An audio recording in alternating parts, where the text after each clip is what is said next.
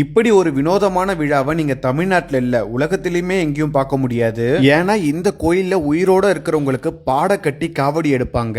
இப்படிப்பட்ட வினோதமான கோயில் எங்க இருக்குன்னு பாத்தீங்கன்னா திருவாரூர் மாவட்டம் வலங்கைமான்ல தான். வலங்கைமான் குடமுரட்டி ஆத்தாங்கரையில தான் இந்த சக்தி வாய்ந்த பாடைக்கட்டி மாரியம்மன் கோயில் அமைஞ்சிருக்கு. தீராத நோய்கள் உடல்நிலை சரியில்லாதவங்க இந்த பாடைக்கட்டி மாரியம்மன் கிட்ட வந்து வேண்டிக்கிட்டு போனா அது உடனே சரியாகிடும் சொல்றாங்க. அப்படி உடல்நிலை சரியானவங்க பாடக்கட்டி தங்களோட வேண்டுதலை நிறைவேற்றுவாங்க. ஒவ்வொரு ஆண்டும் பங்குனி மாதம் 2வது ஞாயிற்றுக்கிழமை இந்த பாடைக்காவடி திருவிழா அங்க நடக்கும். குடமுரட்டி ஆத்தாங்கரையில நிறைய சின்ன சின்ன கோயில்கள் போல இருக்குங்க. அங்கிருந்து தான் கோயிலுக்கு பாட தூக்கிட்டு வருவாங்க. அந்த இடத்துல பாடைக்காவடி எடுக்கிறவங்களுக்கு இறந்த பிறகு என்னென்ன சடங்குகள்லாம் நடக்குமோ அது எல்லாத்தையுமே அங்க செய்வாங்க. நெத்தி காசு வைக்கிறது, வாக்கரிசி போடுறதுன்னு எல்லா வித சம்பிரதாயமும் அங்க நடக்கும். இறந்த பிறகு பாடையில எப்படி அசையாம இருப்பாங்களோ அதே போல கண்மூடி அந்த பாடையில அவங்க இருப்பாங்க.